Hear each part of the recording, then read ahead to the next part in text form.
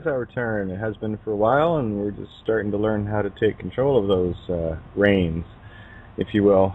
Quite the wild pony ride if you stop and think about it. Lots of people getting tossed off that horse all the time. So, anyway, I'm hoping to have a couple of surprises for you guys tonight. I'm generally full of those, so... Okay, one sec. Let me just grab Zoe here. Bring Zoe in. There we go. Now you don't need a 4-digit PIN number. You got me. Talk about access backdoor. All right. Okay, so just there you are. Hi, I'm here. Yeah, I know. It's okay, hon. It's okay. So I just started to get things rolling here and getting people into their comfy zone with us, and now I'll give a bit of outline as to why you're here, and I'm hoping there will be one other individual, just waiting for word, and we'll bring them in as well. So yeah, we're going to have some fun tonight. Of course, this is Outside the Box Open Forum. I'm your host, Kate of Gaia, and doing what I apparently do best. Anyway, well, that's open to opinion and conjecture, I'm sure, but I'll just leave it at that. I think it's safer that way. But definitely outside the box. There's no question on that one. But, yeah, I think what I want to do tonight, and that's why you're here, Zoe, we talked this afternoon, is we're going to get people back onto the Yellow Brick Road, where they can, how they can see it, how they can find it, and I know there's going to be a lot of things that we'll be talking about tonight that will absolutely resonate at such a deep level with so many. That's just, as I was saying to you earlier, one of the joys I have in this is knowing that I have the absolutely most wide-awake people tuned in on the planet. And I know that because that was a deal I struck with the universe. So no need to prove it. These guys do it every single day. And more of you are showing up on Facebook and everywhere else. So you're putting smiles on my face every single day. It's pretty cool. So anyway, how are you, Zoe? How's things over there? Oh, they're pretty good. I'm still having a few problems with my computer, but surviving. Yeah, you gotta love that technology that everybody worships so deeply, right? Yeah. Yeah. And I do like to do my own disclaimer now. What we're going to share with you during the couple of hours while we're on air every night is as close to the truth as I can get, as hard and rude awakening as it might be. For some of you that are still stuck in the poppy field, you're almost home, okay? And a lot of the truths that get shared will fly in complete defiance of everything you thought you knew, and it might even completely dismantle your what you thought was your whole life's purpose. But when you understand what you've been doing, and then you get these truths and they sink in, you'll understand that everything you did was perfect. It was for an absolute reason. Most people don't even know that, what their reason was. It took me a long time to figure it out. And I had to let go of a shit pile of stuff. I even had to get a whole bunch of shit stolen from me. So, talk about stubborn Irish, but there you go.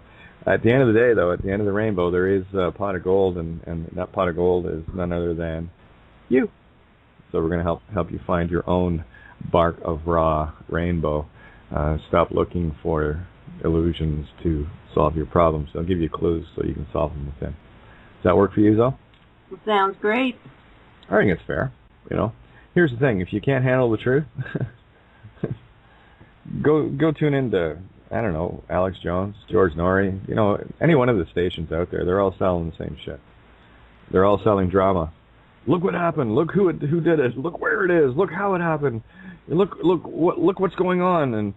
And not one of them is going to really get into the nitty-gritty of why. So I prefer to be the consummate 5-year-old every second of every day. And what we got to learn to stop doing is something that we do so well. It was probably the biggest lesson for us Geminis. Yes, Zoe? Oh, yeah. That's for me. I'm not here. I'm on the air. Yeah, the toughest thing for a Gemini is to not think. So, another little clue to your sign, regardless of what part of the zodiac you're on, whatever your sign says, you have to mirror it as well. If Aquarius is I know, so what the Aquarians have to look at is I don't know. Just like, let's go to Pisces. I believe. Look at I don't believe. Then we move into, let me see, let's start, I'll go to Aries. I'll do a few of these. Aries says, I am. So Arians, I dare you to say, I am not. See where your mirror ends up. Taurians, your sign, and I'm going to show something else about it as well, which is kind of cool, is I have. So you have to learn to, I have not. And put an L in that, by the way, H-A-L-V-E. So I'll say it again. I have not. Time to get back to the hole there. Geminians, ours is I think, so we have to learn to I don't think. And then move into Cancer. I feel, I don't feel. Leo, I will. This is a tough one for Leos. I will not. That's a real tough one. Let me see. Can't remember Virgo off the top of my head here. Libra is I balance. I balance not. I'll have to look Virgo up. There's a couple that always seem to elude me. Okay. Yeah. Would you be able to pull Duke in? Sure. Are we going to be in the same direction here? Because I don't want to get derailed on this. Relatively so, yeah. Okay, well, if you get derailed, then I'll cut in and okay, yeah. Because I'm not going anywhere other than Fantasyland here. Okay. Yeah. Because I need people to see this. I don't need any more. I've had enough of the illusional fear porn, law shit, and all the rest of it. So those are my terms. I'll bring her in. Okay. And I do not yield from those terms. And I love Duke. All right, let's see. All right, so just waiting for the call there to be answered. Yeah, I think Duke wants to listen in but can't get the radio. I can't get it up. So I said, well, just pull Duke in and Duke can listen there. Okay, well, here I've got one better. How about I just paste the links to her? Oh, even better. There, it's done. Tune in, baby. Tune in. Yeah, it makes it a lot easier. It doesn't load up my Skype too much either. And again, I'm always very careful, especially right now, of what is getting out there, because the last thing I want to do is re-empower the illusion that I've been trying so desperately to dispel. So let's go down the yellow brick road for a little bit here, and let's see.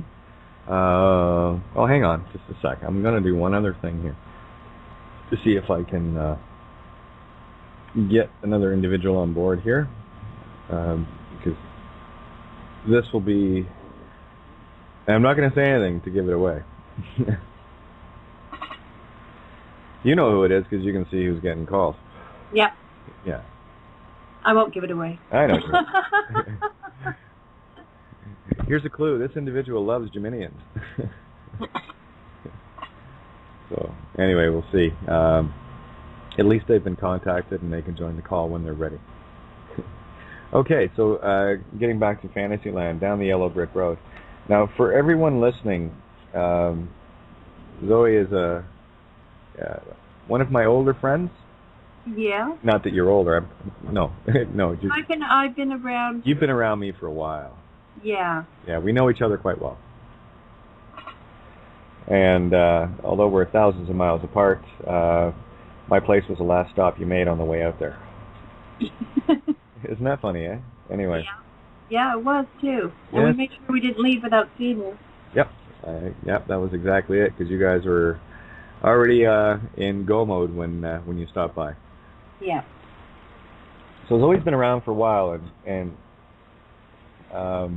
let's just say Zoe and I have had some pretty zany things happen to us on very many less than physical realms. And we've had fascinating conversations of, yeah, I know, eh? What about that? Anyway,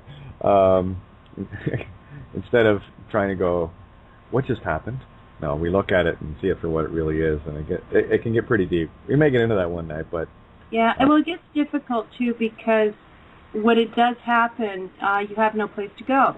Unless you can tap in with somebody like yourself who's been there and says, oh, this is what it is.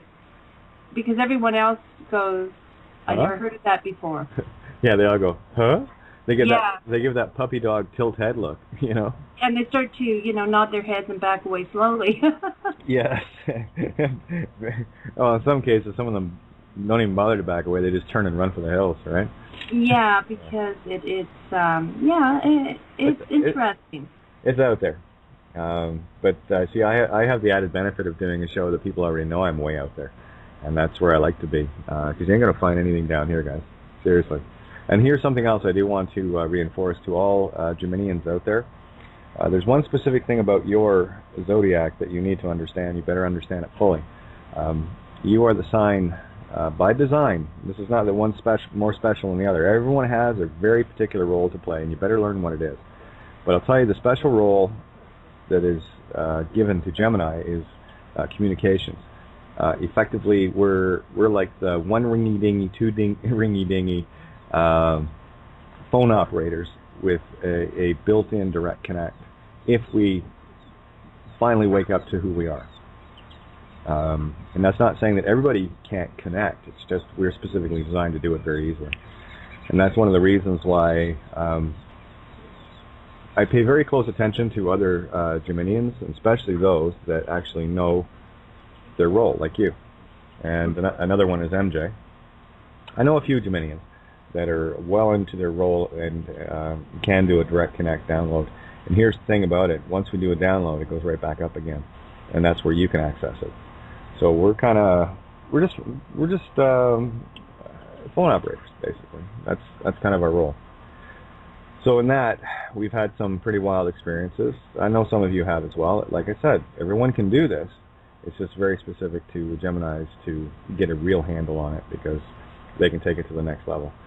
Just like every other sign has their specific role, and can take it to a whatever their role is, to a higher level than anyone else in the zodiac. So we're going to want to start here, because we got into it pretty good today. Well, earlier I think I was saying to you that what we're seeing around us is more, the information is there, but we've been educated to see things literally and not as an allegory.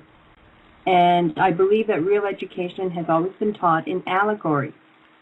And everybody's looking for answers when it's, there's a lot of answers actually looking right at us and how to decipher them. And is that what we were... Yeah, that's exactly it. And missing the forest for the trees, looking for wood, basically. And I have a leaning towards the music and the artist. And I see there's a lot of symbology in the videos. They are specifically tailored and are telling us something. It's the same as the songs. And I thought, because when we were talking earlier and you said, oh, come on tonight, and I'm thinking, well, I don't know what to say. But I came up with something I wanted to share. And I thought maybe you can do it in real time, Kate, to show people what I'm talking about. I came across an interview that's 50 years old. And it's Bob Dylan, and he's been interviewed by the press. And there's a part where they ask him if he's going to do any marches, peace marches, signs. And his answer is, if he pickets anybody, it's going to be the post office. And then they say, well, what will you put on your sign? And he gives you some words he put on the sign, which to us literally make us laugh or think the guy's crazy. But if you have a certain dictionary there and you hear these words, maybe you can show people what he's really saying. Oh, okay, so I need to go grab my Supreme Bible, is what you're saying? Yeah, and I'll play the clip because it is a real clip from 50 years ago. Okay, just make sure your volume's up and your mic can pick it up, okay? I'll do my best. Okay, I'm grabbing the book. And we'll put it to use.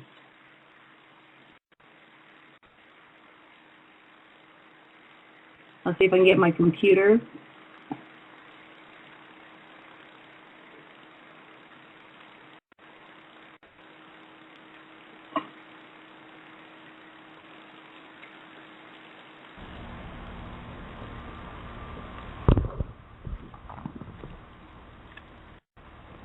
Well, how's it going on your end? Oh, it's going good. I've got it set up if you want to listen. It's just I already stopped it where he starts talking about the post office. Okay, well, let's fire it up and let everybody hear it, and then we'll start cracking some words apart using the magic book. And see what he's actually telling us. Okay. Okay, hang on. Oh, my computer's freezing. Come on. I spent a good part of my day just trying to get my computer to work at all. I told you I had somebody trying to break into my email accounts twice within...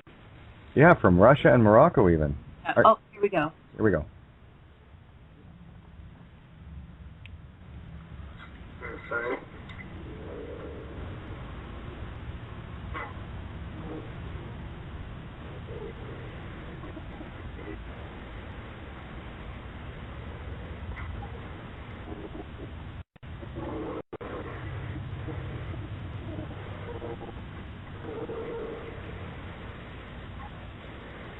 Not hearing anything. Oh, you didn't hear him? No, can't hear anything, hun. So, like I said, you got to make sure it's loud and have your mic at it so it can get picked up. My mic at it. Okay. There. Let's try that one more time. Do-do-do-do-do-do. And my mic. I didn't know I had a mic. Well, that's what you're talking into, huh? I know, I'm being a I'm plugging into my computer, so I imagine it's got a mic somewhere. Let's try that again. Yeah, just turn the volume way up on it. It'll pick it up. All right. Let's see. Because it's a great test, just to show.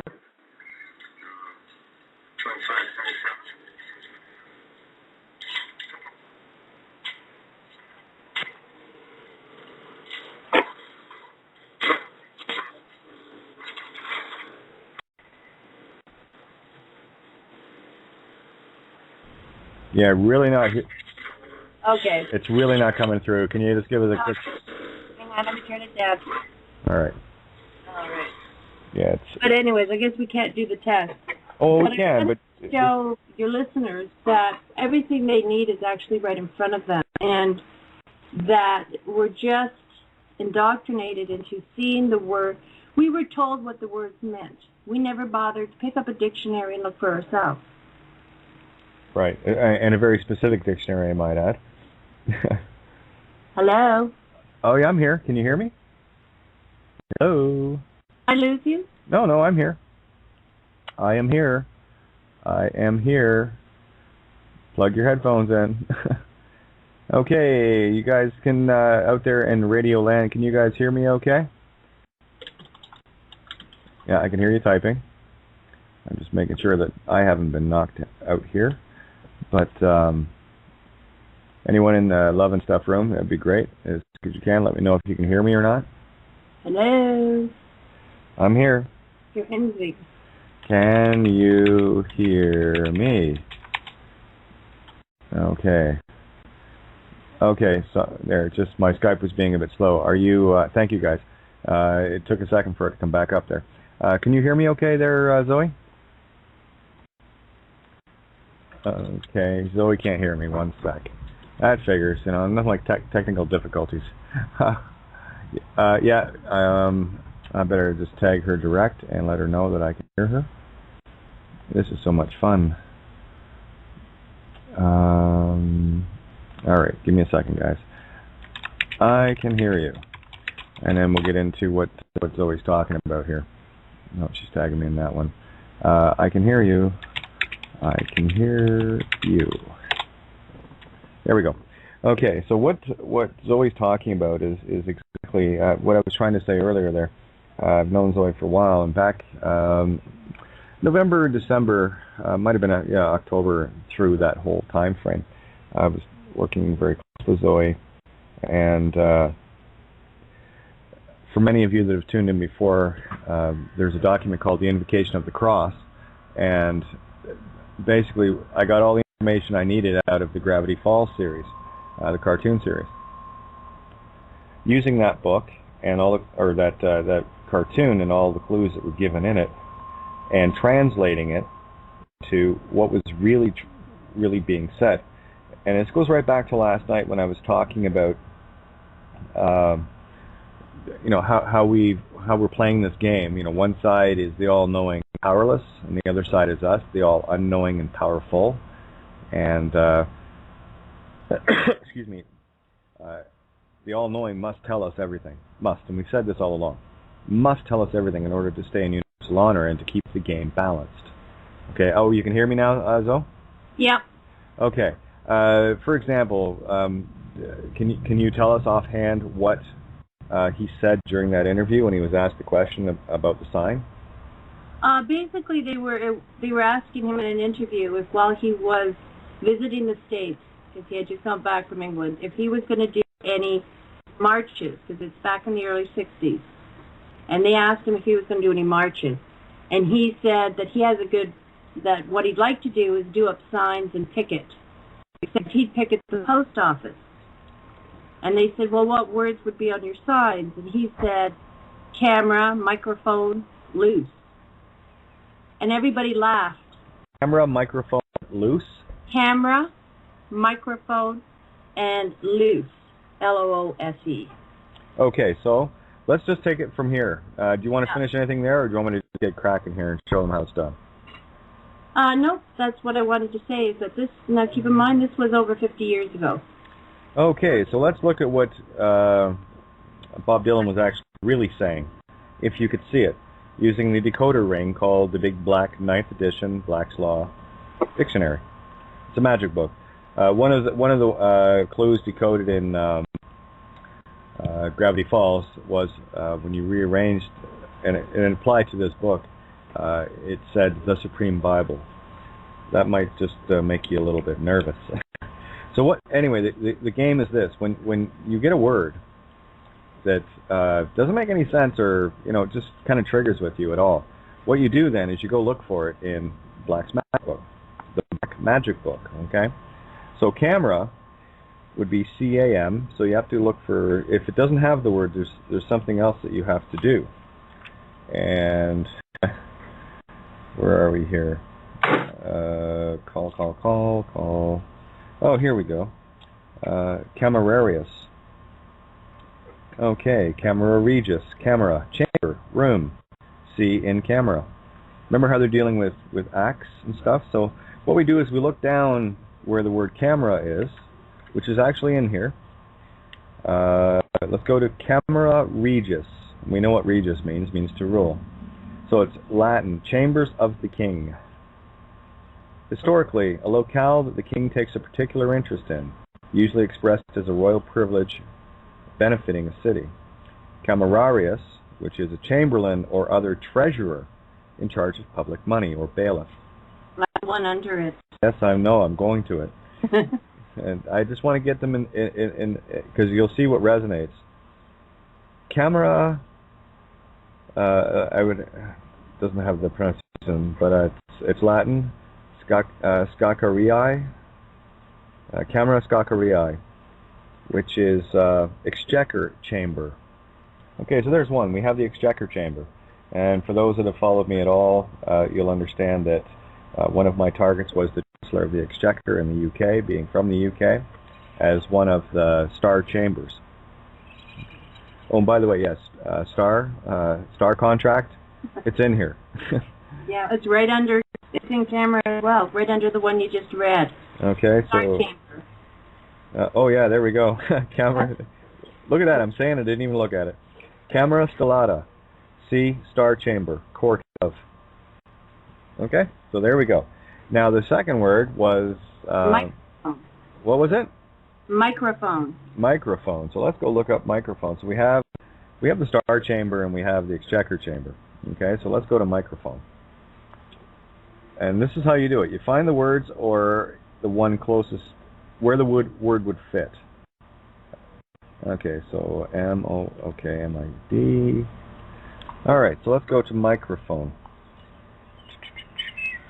Okay, Mitchell, Mish, Michaelmas Sittings,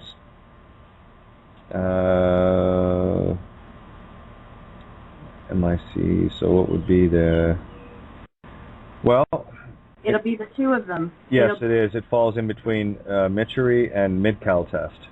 So if you put them both together, what we have is Michery is theft or cheating historically, and the Mid-Cal test is antitrust, which is the doctrine that the anti-competitive acts of a private party will be considered state acts and thereby protected from liability under the antitrust laws.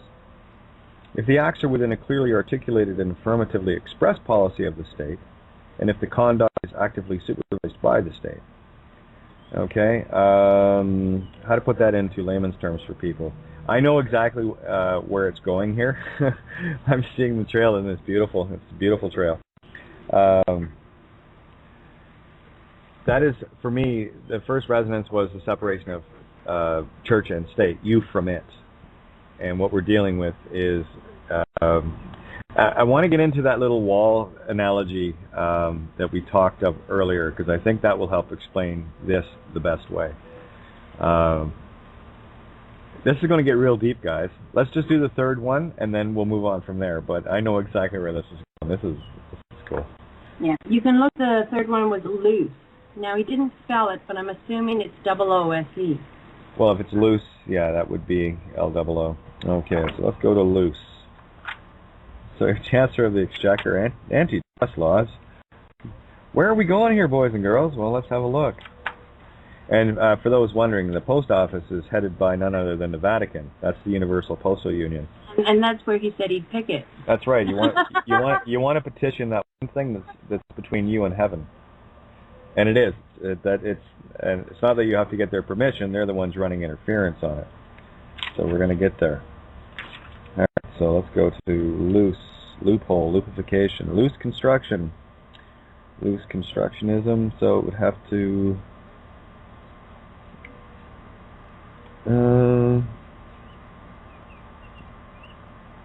Okay. I'm going to put it between lupification and loose construction. That's where it lands. So in 1982, noun, lupification. In critical legal studies, the collapse of a legal distinction resulting when the two ends of a continuum become so similar that they become indistinguishable. It may be impossible to distinguish public from private because of lupification, or lupify. And then you have construction. We all know, I know where that one goes. That goes right into bonds, because that's what all bonds are. They're construction or constructive trust. So with lupification, what this is saying effectively as a result of the following order. The Chancellor of the Exchequer, that's where the bonds are all, that's the Star Chamber, where your birth certificate was supposed to be lawfully reposited but never was, so you end up in the loop of, I've said this before, as a postal worker carrying around a document that is technically undeliverable, and you're committing mail fraud doing it too, by the way. Then where did we go to there? We went to the Mid-Cal, the antitrust laws. All right, now we get to where you can't see the distinction between the living and the dead, basically, in the living being and the fiction corporate straw man, would be my first instinct on that. And when I see construction, I automatically go back to the bonds, your bid, performance, and payment bonds. And it's all based on construction or constructive trust. And I've talked about how mom builds the baby and thus is the fiduciary, has the largest, what would be perceived the largest role in the construction, where dad, although without dad, that trust couldn't get built, so he has to be treated, although he is perceived as lesser in the construction role, he is listed as beneficiary. Mom is fiduciary, dad is beneficiary, and we can get into all sorts of technical details there. But there's just one example. How about you carry it from here, Zoe? Because I want to get into this, we got to throw the note over the wall kind of thing, okay? Oh, yeah. I was saying to Kate earlier that I myself, and I don't have 100% proof, but I'm starting to feel like we're basically in a factory. And the factory is called Canada. And I think it was David Clarence, who I know a lot of people have different views about him, but I still think he's the most accurate. And he talks in allegories, and people get mad at him because he's not, telling them basically what to do, which really, if you can't think, you need somebody to tell you what to do. So he said a while back, I do believe him, and that is, the Americas consist of 13 states, and everything else is a territory, is a Northern Territory, right? Well, we're in the Northern Territory, and Canada, USA, Mexico, China, you name it, are factories. And so I'm thinking, if this was my thinking, and I brought it up to Kate, and I said, so if we're in the Northern Territory, let's say we woke up one day, we're in Egypt, all of a sudden we know there's a wall around us. We know there's other people on the other side of the wall, and the other people know there's, factory workers inside the wall, but nobody knows what's going on. First thing I would start doing is I'd start throwing rocks over the wall. Little notes, hey, hello, it's me. Horton here, the Who style. Yeah, and they'd get the notes, and they'd say, oh, right, it's from the insane asylum, right? Because we've been made, incapacitated. Or they'll say, well, that's neat, somebody wrote a note, but I don't know who it is, or who we are. So it would be in a way of trying to convey across the wall more of who I am, and that I really don't want to be here in this factory. Or maybe I was made in this factory because somebody took away my capacity at birth to have a say in my life. Maybe by fraudulent means, you never know. So it would be trying to say, hey, look at me. I exist. And I was saying to Kate, too, that if you look at Harriet Tubman, she's the one who freed a lot of slaves in the 1860s during the slavery. And she always said that she could have saved more slaves had they known they were slaves. And you sit there and you go, yeah. So I'm starting to feel like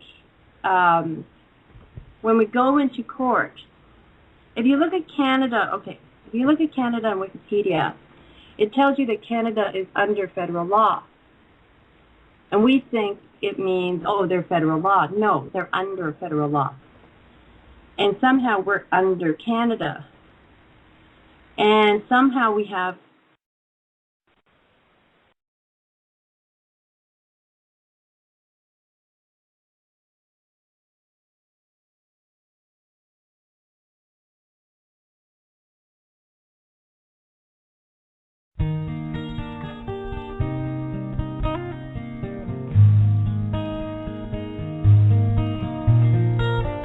I've never seen before my eyes this dream.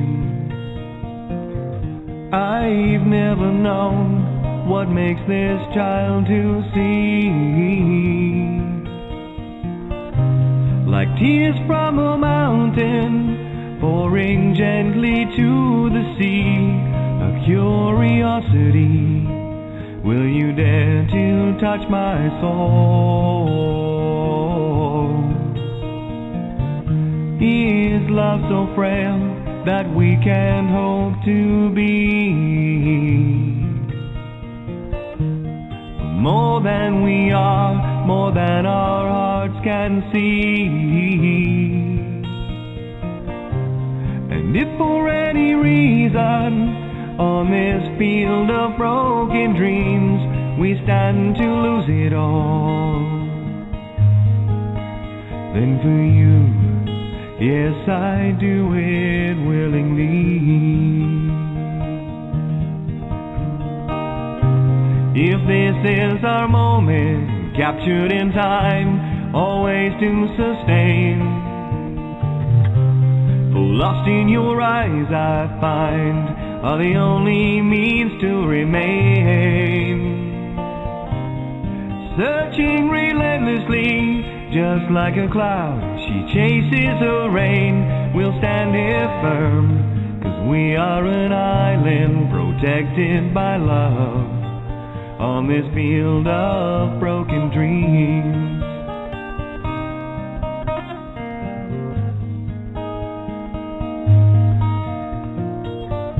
It's never clear, this path of destiny. That's why we're here, to find our need to be. Elusive as a rainbow, we can try to steal her gold, but she'll give it willingly. Will you dare to ask her though? We'll find a way, we must believe in us. Yeah, we're back. Hang on. There'll come a day, we'll soar, and when it does, the sky will have no boundaries. I will challenge every sea, I will never lose this dream. 'Cause for you, yes, I do it willingly. If this is our moment, captured in time, always to sustain. Lost in your eyes, I find, are the only means to remain. Searching relentlessly, just like a cloud, she chases her rain.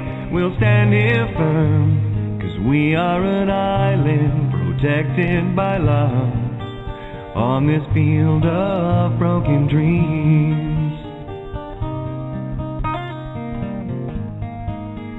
On this field of broken dreams. Okay, there we go. Yeah, I got zinged on this, and I should have made that notification at the beginning of the show. We're probably going to get hacked a fair bit tonight, based on the stuff that we're going to be revealing. This is information of, as far as I'm concerned, of the highest order. If you can grasp this, you're out of the poppy fields, and you're back on the yellow brick road. And you know how far it was from the poppy field to Emerald City? Yeah, it was right there. So, time to wakey everybody and get out of the drama. So, we got to Zoe. I do have you, yeah? Yep. Okay. Where did I get cut off? That's where I'm going back to. You were talking about being under Canada federal laws that were factory workers, basically, and it's time to make ourselves known, as it were. Yeah. Basically, yeah. That's about it. And I'm finding that the artists, and they've been telling us for years, if not centuries,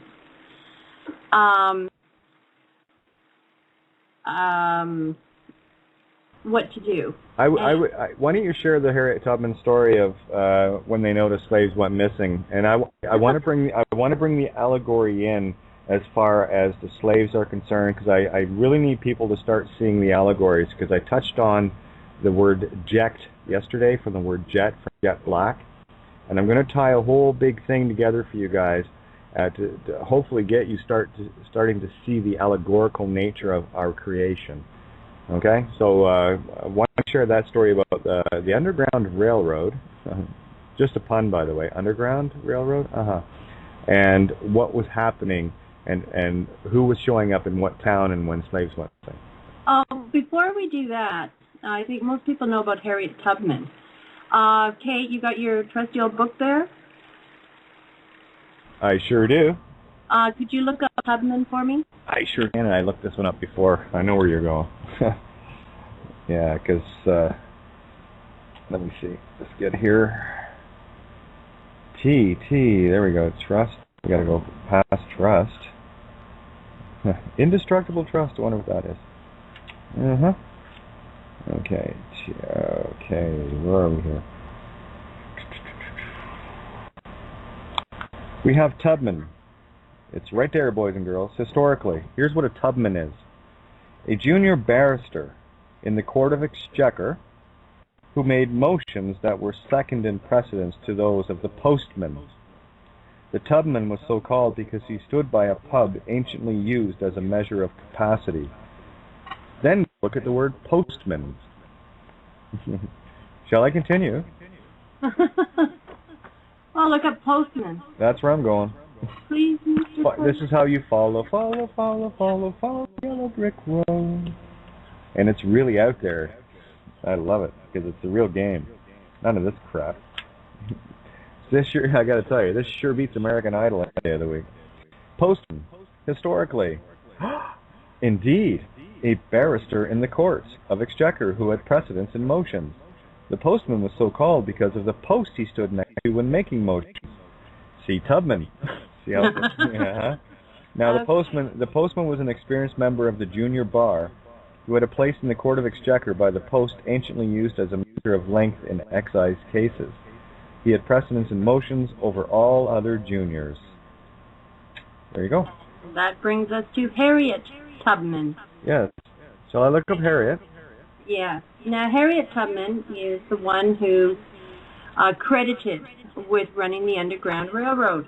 Now, if you look at the history, what happened was they would have traveling singers or song and dance men. Minstrels. Would travel the railway, and they would do different towns, and they would perform, and then they'd leave and go on to the next town. But a strange thing was happening, and that is the towns that they left, slowly their slaves were disappearing because they were getting codes from the singers. So, although they give you the illusion, maybe it's real, maybe it's an illusion, that this happened centuries ago, it's still happening now. We are still enslaved, and those that know it start looking for a way out and start looking for the code. Genesis is what? Thousands of years old? No, it's an allegory for what's going on now. Like everything is just an allegory, and we've been indoctrinated into seeing it as a literal and in the past, but it is still here, and the clues are still here. An allegory.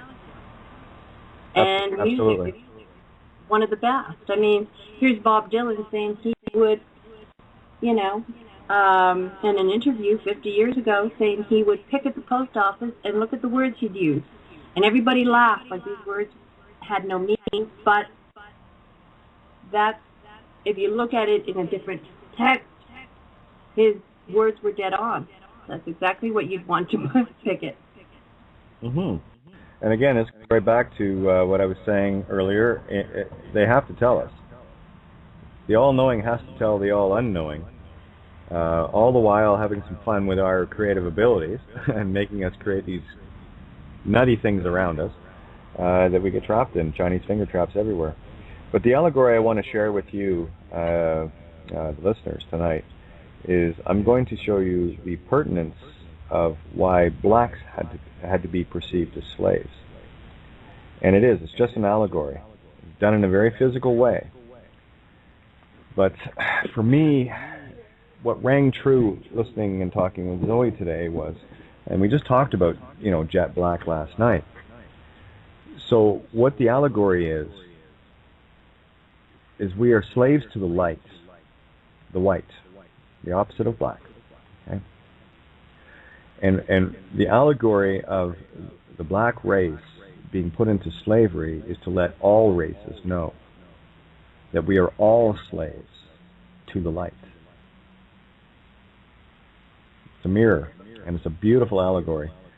That's why it was so critical to really uncover this. It always brings back an episode, for me, an episode of Star Trek Next Generation, when Picard found himself on a planet with a guy that only spoke in allegories and metaphors. and their whole language and communication was based in allegory only, and they had to team up, but they needed to understand each other. They couldn't do that until the very end, when Picard finally went, like Zoe and myself and so many, not so many, but a few others are going, now I get it, and we start seeing an allegory and speaking an allegory. And one of the things, and I want to bring this to light as well, from our beautiful darkness. In essence, we're all black boys and girls. See? Well, that was one of the biggest illusions, too, is they took, they've convinced society to think that slaves were only a certain race and a certain color. And where was I? I might have been on the Harriet Tubman. And yes, you're on Harriet Tubman and the minstrels and slaves. And going when I went down the page on Wikipedia, it had a picture. And it was called The Right to Freedom. And it had a black boy and a black man and a white woman on the horse. And I found myself thinking, why would the right to freedom be in an art gallery and it's not just blacks, there's whites? And isn't anybody questioning, why is there a white woman on the horse? And I'm thinking, it's right there, and it's in your face, and how many people are walking by, and not one person is saying, what is the message here? Could it be that as long as your skin wasn't dark, you can say, oh, I was never a slave? Well, isn't that a really funny one to throw on people? Nobody's going to question it. Oh, no, not anyone with their eyes closed. They're not. Yeah, if you go on, I think it's Harriet Tubman, and you go down the side, there'll be a picture, and it's a portrait drawn by someone, and it's in a famous art gallery, and it's got a white woman on the horse, and they're riding for freedom. So you tell me, what are they trying to tell us in the picture? Well, that's it. I mean, can you dare to look beyond the veil? And the veil has been pulled down very, very well. Now, we've been indoctrinated to not see things or to not question what we're being told in art. And because we've been spoon-fed answers, but we no longer think for ourselves. Yeah, and we regurgitate that which is told us. Yes, and one of the things I see in this, as we're stumbling through this, is people get mad and say, give me the answer, not knowing that's how we were dumbed down to begin with. So if we don't come out and give you the exact answer, it's because that's part of the illusion has dumbed us down, because there isn't a real answer. It is so beautifully intertwined and allegorically done that to give you my answer dumbs you down. And everybody wants that because that's what was given in school. Okay, now here's where I'm going to show why it's so critically important. And I've said this many times, and I will say it constantly. I'm not here to give anyone any fish. I've got a fishing rod. What I will do is share the rod with you. And then you can go fish for yourself, right? Where you have to become skilled enough to feed yourself, right? You know the saying, give a man a fish, feed him for a day, teach him how to fish, and he can feed himself for a lifetime. And what's happened with us is we've all been taking fish. That's the whole mentality. That's the gimme. I call it the gimmies. And people, and I'm guilty as everybody else. So there is no innocent or guilt here, guys. You got all tuned in. You're with me, okay? If you're with me, and I'm saying guilty as charged, that might resonate with you as well. All right, so let's get past that, shall we? Just get past the nonsense. We'll leave that in kindergarten. We'll graduate to second-year university here. So what we're going to try to do tonight is to convey a concept of how to fish and how to go, aha, all by yourself. I mean, I know through the course of doing these episodes, I hate calling them shows, but anyway, of these night gatherings that we have, that we get together on, my whole purpose here is to convey things conceptually, and I use a lot of analogies and metaphors for a very specific reason. Like last night using the chocolate bar to show you how creation works, okay? It's to put things that are real, that you know are real, but put them in a different context. And what Zoe and I are talking about tonight is so far out of the realms of normal programmed thinking, it can be a little uncomfortable at first. But when you start to see it, you start going, oh my God, oh my me, a lot. Okay?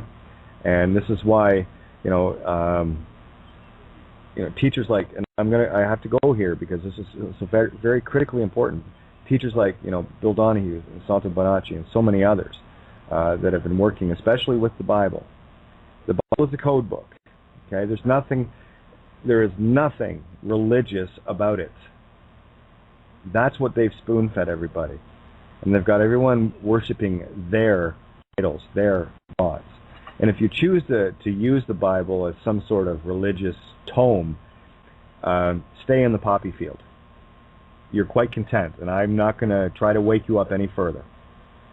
I'm already way down the road. And a lot of us keep backtracking to come and say, to see if there's anybody else awake. Go, oh yeah, there's someone. Let's get them on the road again, and get them down that yellow brick road to the final destination of you, the Emerald City, right? To find your sun within. So if you can't put aside any of these childish things that you have been slammed through the pineal with for millennia, then just turn the show off and go back to American Idol. Seriously, because I cannot do anything, nor will I do anything for you. The only thing I'm doing here, and Zoe tonight, is we're trying to convey concepts to get you home. If you're not willing to sit back and just go, well, maybe they're onto something. If you can't even go there, then sorry, you're in the poppy field, and no amount of cold hard truth called snow is going to wake you up.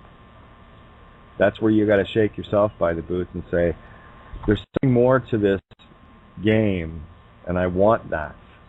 And this is where we have to push through those walls, right? Not only throw the rocks with boats tied to it over the wall. There's a bunch of us there with chisels, and we're knocking bricks out where we can just walk through. And there's nothing going to stop us. All right? So I do want to bring up the Harriet from Harriet Tubman, just to show people that this is real. This is more real than you can imagine. And I go back to, and I followed this trail already. This is a good one. Harrow. It's from Harriet, right? It's the closest one with 2 R's. Historically, in Norman and early English law, an outcry or hue and cry after felons and malefactors, also spelled H-A-R-O, harrow, see hue and cry. Now, kind of makes you think as to why you're humans, does it not? Mm. Okay, and then, of course, if you're in the hue of man, then you have to be working under color of law. And that's where we're going to try to throw that brick out, where you can see just how futile and silly it is. Keep on there, Zoe, you're doing great. Where do you want to take them now? Basically, one of the things, too, I'm finding is that people are paying for courses for all this so-called information when the information is free, and it's either in your CD library, on the internet, YouTube. It's free. And it's in art, it's in the way the videos are styled and the symbology used, it's in the songs. People are just not seeing it. Exactly. Zoe, when I say people, please, I don't mean... Don't worry, you can't offend these guys. Trust me, they're big. I need to jump in here because the guest that I was hoping was going to pop in only has 10 minutes, so I'm going to bring them in now. Then we'll get an update there and then swing right back into this. So hold your thought on that, okay? So make a note. We're going to bring this guest in. Dun, dun. I wish I had a drum roll. Hey, how are you doing? Good. Yourself? Good, good. Yeah, so this will be probably only going to be about 10, 15 minutes tops here? Yeah, I reckon so. Depends on when Johnny finishes his yoga downstairs, and then we go for dinner. Okay, awesome. Well, everybody, you know that voice. That's none other than the Santo Bonacci. And this will probably be the only opportunity you'll have over the next 2 weeks to share some information, because your schedule, as you described to me today, is beyond hectic. So there you go. Why don't you share some news with everybody, because there's been a lot of people asking about you and wondering what's been going on. Yeah. Well, we are pretty busy. First week we went to Vilcabamba. Now, Vilcabamba is in the south of Ecuador. Beautiful little valley. It lies at the foot of Mount Mandango, and there are a lot of gringos there, a lot of Americans and Europeans, and we stayed with Kyung. Kyung he's Dutch, of Dutch descent. He and his wife Carolyn, basically, he basically paid for the airfare. That's how keen he was to have us in Vilcabamba. But that valley is a sacred valley of the Incas. They used to go there for healing. So we certainly did feel that. We felt that healing energy there. It's an amazing place. And Kyung was just absolutely a delight to stay with. He had big property there, and we stayed in a couple of the houses that he had around there on the property. So that was beautiful. We did an English presentation, English language, for 5 hours, and I basically launched Syncrota there in Ecuador in presentation. And I just did general astrotheology, syncretism, and all of the general stuff that I do. The next one I'm going to be doing in English will be in Cuenca. Cuenca is also south of here, and that's going to be based on nursery rhymes, fairy tales, legends, myths in the first half, and in the second half, astrology, how to read your chart, and basically the essentials, so that people can just get on the road to being masters of the science.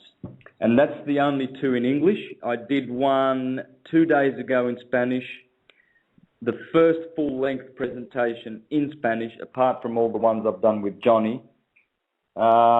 And so that was just general stuff too, and I released Syncrota in Spanish, and people really got off on that. The Spanish people really loved that. Quite a few astrologers turned up. One of the top astrologers here in Guayaquil turned up. He loved it, loved Syncrota, loved what it can do for astrology. And Kyung's also got some people interested in developing the website for it, so that we can start charts with all the information except for just basic information. Now, so after tomorrow we head for Cuenca, and I'll be doing a Spanish 3-hour and an English 5-hour presentation. And then we go to Quito in the north, and we do a Spanish presentation there on the 27th. And that's it. But we've been filming. Yesterday we went to the beach. We went to Salinas, one of the top coastal cities. Beautiful, big waves. And we filmed a couple of surfers, because they're going to put that in the film. We're doing sort of like a road film, a traveling documentary, and we're going to mix a bit of that with the documentary Syncretism, the Science of Light. So what we're doing is we're just building up footage, a lot of footage, and we're also doing quite a few graphics with Joe from the States and Trish, his sister, and we've got a graphics guy here. And so we're going to link that up with all the graphics and make it sort of a road film documentary, and all based on syncretism. But it's interesting because as we go, we film little bits that we notice. Like we were traveling through Loja as we headed north from Vilcabamba, and there was a beautiful big obelisk, just as we have in our countries, you know. And I thought to myself, I better have a look at this and pay attention. As we drove past, I saw on one of the plaques, there were 4 plaques stationed around this obelisk. And to me, it looked like one of those banking-funded / Masonic war memorials to commemorate the fact that humans are all a bunch of bloodthirsty killers who love to go out and kill other people from other countries, and we need to remind ourselves of that and have memorials all over the planet so that we should not forget that we are bloodthirsty killers, you see. That's how they want us to think of ourselves, you know, and drum the belief into us. Anyway, as we were driving... Almost allegorically even, wouldn't you say? Yeah. Yeah. And as we're driving past, I saw on one of the big plaques the letters in capital IESS. Now, supposedly it stands for Institute Ecuador Social Security, but, you know, as soon as I saw that, I thought of yes, you know, Jesus and ISIS and all of that Egyptian stuff. So I said, Johnny, we need to turn around and film this. So we went back and filmed it. And we filmed the 4 different plaques, and there was that one with yes on it, and then the one around the back, it had Banco of, I don't know, Ecuador or Pinchincha, I forget which bank it was, but the first word was Banco. In other words, the banks funded, and the Masons, of course, the killers, funded this, and we're rubbing it in your nose. We, the money masters, are the ones that send you poor little goy off to war so you can kill, because we are training you and drumming it into you that that's what you're good for, and that's your destiny, to protect our corporate interests. So we film things like that. You know, everywhere we go, we notice things. I can mention many, many more, but it's pretty funny. You know, the story never changes. And we've also filmed things like, you know, the corporation. There's a lot of corporate interests down here. For instance, what's that big chemical agricultural corporation? Agri-Grip or something like that. Yeah, it could be Agri-Grip.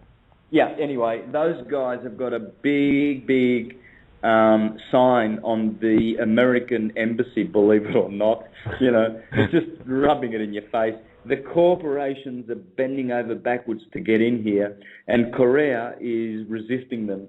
Not because he doesn't want the money in his back pocket, but because the elites here would rather resist the bigger elites out there so that they can continue to keep the poor. And believe you me, there's plenty of poor people here, man. I made Johnny specifically drive me to the barrios where the poor people live, you know, the suburbs of the poor. And we drove around. And another thing we filmed, right on the same block where Javier, the tarot reader, we went to get our tarot read. He's one of the best here. And right on his block is a Jehovah's Witness Kingdom Hall. Now, you should see how poor these people are. We went to Javier's place, and the toilet does not even have a flush button. He's got a drum with water, right? You go to the toilet, and there's a drum, and he's got a big jug, and you grab some water, and you flush it by just pouring water down it. Yep. Yeah.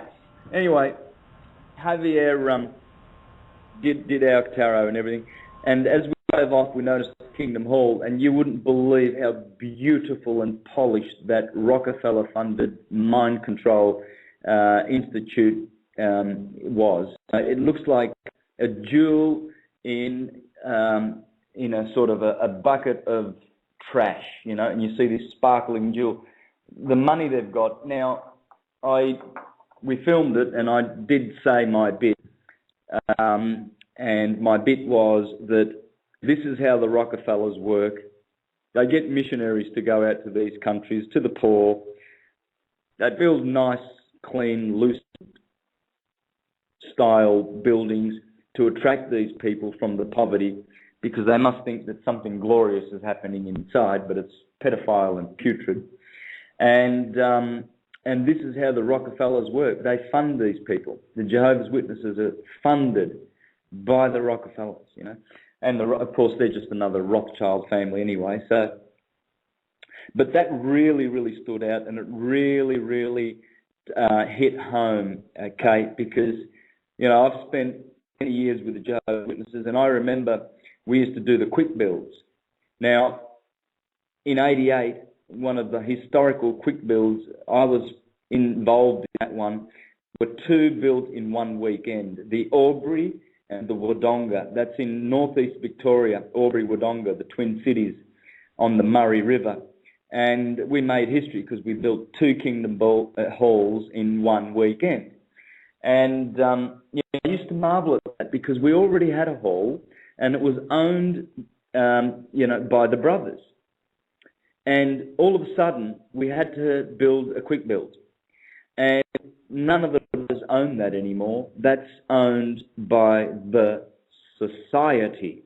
Now, it wasn't long ago that I pulled up the Jehovah's Witness Watchtower Tract Society Incorporated Charter, and there I learned that they had a clause, one of the conditions in the contract in the charter was that if their properties were confiscated by the government, should that happen in the future, they would choose a suitable charity to hand over all of their property. Isn't that interesting? That they wouldn't have a clause in there saying everyone who is a regular Jehovah's Witness is entitled to some of the dividends or some of the property, because it was, after all, it was you people who contribute, right?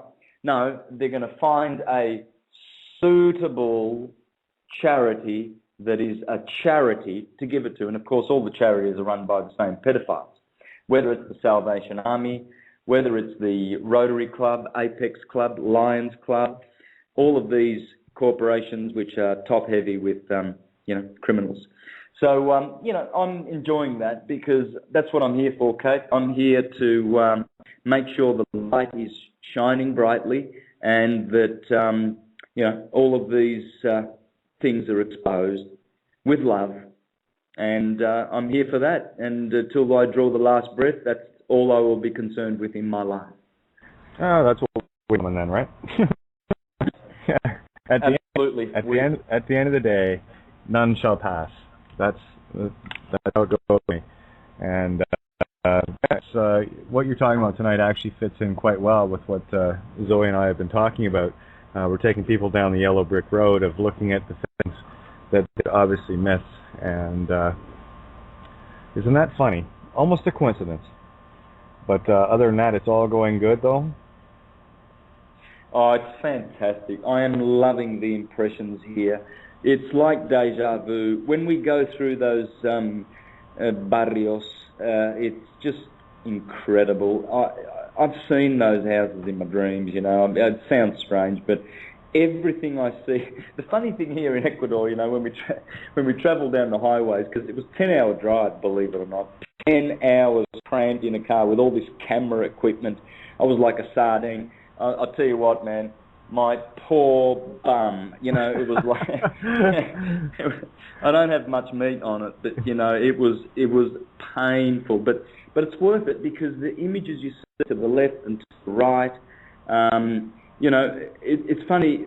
I remember when I did what's called unassigned territory in 1988, as a Jehovah's Witness, I went through the guts of Australia, what we call the outback, and I preached to the Aboriginals, and it was almost the same as that. You know, you look at these highways. There's houses and plantations, bananas and and all sorts of sugar plantations along the highway, and little towns, and they're just amazing. It's like, I can't explain it. It's like another world. And you see these little houses, they're probably only 2 or 3 room houses, about 2 or 3 squares at the most. Some of the big homes are about 5 or 6 squares, but you always see someone sitting on a chair at the front, just sitting. It's like they're just, that's all they do. It's as if they just sit in front of the house and they love it, and they just sit there or stand there. Everywhere you go, at the front of the house on the corner, there's an old man chewing on a toothpick, just standing there like a model, like a little doll, a souvenir, and it's just, I was laughing my head off. And Johnny and Danny, the director, and Johnny's wife, Melissa, we were just like, they were amazed that I was finding that interesting. It's like, haven't these people got anything to do? Everybody's just sitting there like they're waiting for someone to come by and take a picture of them. Oh, it's just beautiful. Yeah, it's amazing when you get a chance to step outside your own box, especially, the box that we like to refer to as civilization, and just to see how the rest of the world is. And my first intuitive on what you were describing there were people that were just content. Yep. There's a lot of contentment here, Kate. The poor kids, all they've got is this little patch of dirt in front of their homes, and you see them all out the front playing, kicking a ball, running behind the goat or the pig or the dog, and they are content. They're glowing with contentment. The only thing is, I feel, is these people are probably eating too much meat. There's pigs on the street everywhere, and really, you can see why their faces, the older ones, are sort of, burrowed with wrinkles. Yeah, they've got so much fruit. They've got so many vegetables, and they don't really need to kill these animals. It's really just giving the body a low vibration because it's killing carcasses and eating carcasses, really. Yeah. But and I always think that the elites, now, I don't want to sink into, a low vibrating subject here, but I know for a fact I've gleaned enough information to know that when they eat meat, they eat it fresh, so to speak, in their sacrifices and rituals. They drink blood fresh from their victims, whether they are animals or whether they are human. And we know human sacrifices are going on. All these children that go disappearing, I remember the heartbreaking words of Credo Mutwa. If the listeners are interested to check out David Icke's interview with Credo Mutwa, the great South African Zulu shaman, when he said that, they do this because they know that fresh blood and fresh victims give them power. But what they do is they teach the quote-unquote goy to eat carcasses. Now, when you go to the supermarket, you've got, rump steak, and you've got pork and all sorts of chicken and everything that not only have been, filled with all sorts of putrid toxins and tortured by being locked up in cages, these animals, and traumatized, but these are carcasses that have been shipped from fridge to fridge, trucks, and they're so dead that they've got to put deodorant in them to make them look red and fresh. They're sprayed with all sorts of preservatives and deodorants to keep them nice and fresh, but they're not fresh. They're dead carcasses. Now, you might want to check out the work of Dan Nelson.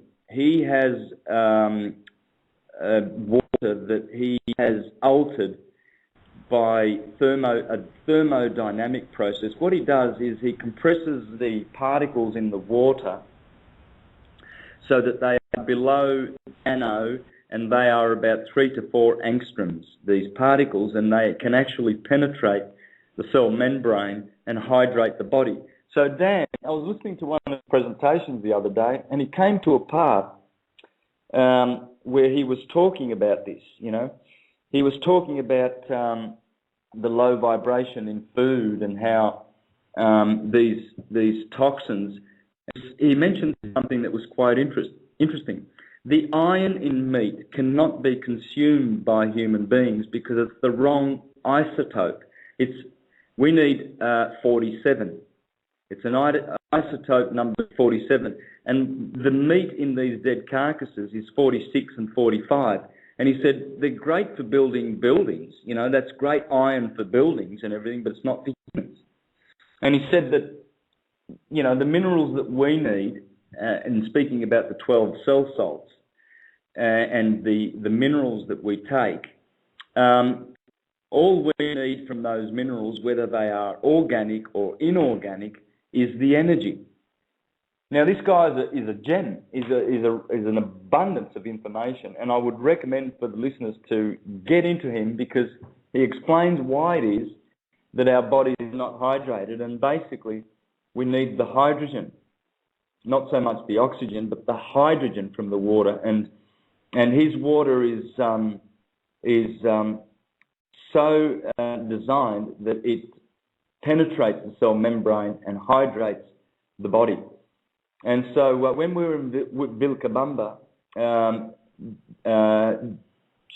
Darren Clayton, you might have seen the picture. He's 6'6". We took a photo with him. We all looked like dwarves next to him. But he was a coach back in the States, Darren Clayton. He gave me a bottle of Dan Nelson's water, and it was beautiful.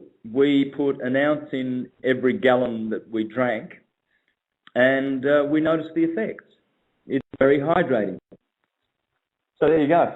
Yeah, I posted that video that you shared with me a couple of weeks ago. I posted that on Facebook. I'll pull the link back up again for Dan Nelson. Definitely a lecture worth looking at. Gets pretty heady as far as physics goes, but the underlying message in it is pretty clear. And I'm kind of glad you brought up this whole death-eating thing again. You are what you eat, all right? So if you're wondering why people are getting, herded into box stores like cattle, well, they're in there buying the very cattle that's making them that way. You wonder why you have so much fear? Well, stop being such a chicken. And if you're wondering why you have a high tolerance to observing pain in others, well, you might understand that fish don't have pain sensors. They're cold-blooded. All they have are pressure sensors. Okay, so you are what you eat, and these energies. It's like I was thinking there, what's the difference between a possum run over on the road and a chicken in the grocery store? About 55 to 65 miles per hour. That's it. You might as well eat the one on the road. Would you do that? But and again, if I sound like I'm picking on meat eaters, I am, because you're killing yourself. And that's it. I could put it simpler for you. If you can't handle the truth, I already told you. There's the door. Out you go. But you guys got to start looking in your mirror. It's pretty hardcore, and you better stop trying to satiate that ego that says, that burger tastes so good. No, take the meat out and do the same as you would. It tastes just the same without the poison. If you like a burger with a works, then just throw a burger with a works without the meat in it and watch what happens. It's a satiation of the ego, that lust for taste and stimulation. We have been so overstimulated in our senses for how long? And everything in our society revolves around the luxury, right? And what you were saying about the kids out playing in the front yard and just living and chasing the goats and dogs and everything else. They don't have a care in the world. And wow, what a great way to be. You can imagine not ever having to go set foot in one of those Rockefeller buildings called public schools, to be indoctrinated from a very young age all the way up till might become a university professor, which means you've never actually lived a moment in your life in an original way. You have been cleverly and most completely indoctrinated into the way they want you to think. And I've met a few of them, had many chats with them, and I'll tell you, they're the most unoriginal thinkers I've ever come across. And I was always amazed at how simple it was to make them drop their jaws, with a concept that they'd never ever confronted in school, teaching it or learning it. So you got to start to make some hard choices here, guys. And they're not that hard after all. They're really not. Baby step it if you have to, but if you're consuming dead consciousness, ask yourself why you feel so dumbed down some days. And I don't want to hear your excuses. Well, really, I've heard all the, well, my blood type needs it. Screw that. It doesn't need it.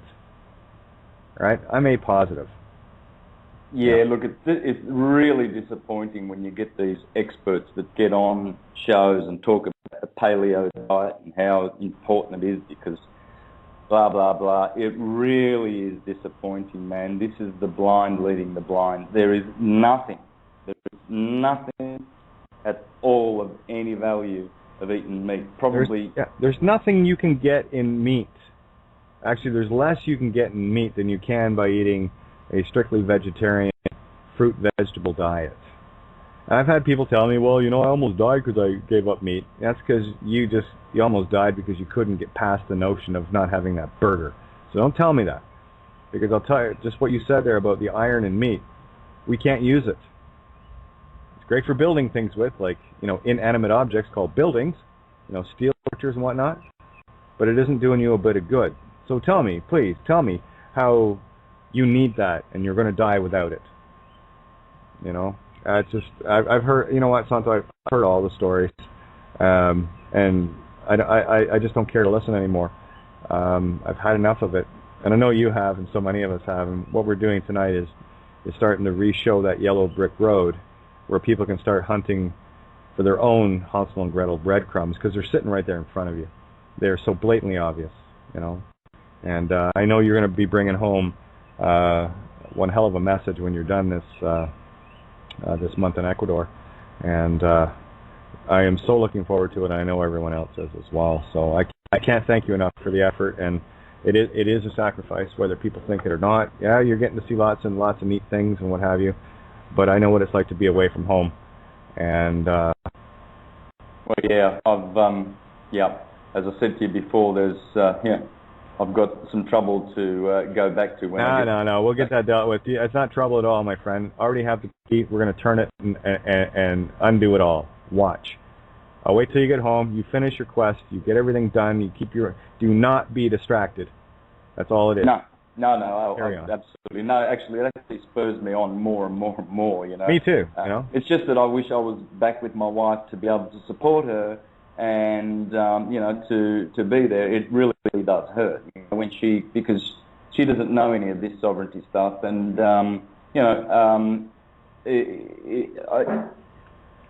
if you're there, you can halve the pain because you're there. Exactly. But when you're not there, the pain is doubled because you can't be a support. But never mind. I'm still achieving a lot here, and the results of what we achieve here. Johnny is absolutely a gem. He works so hard for syncretism. He believes in this. You should see the way he goes around drumming up interest in this subject and trying to, promote it. And he works from morning till day. His wife's basically the breadwinner here.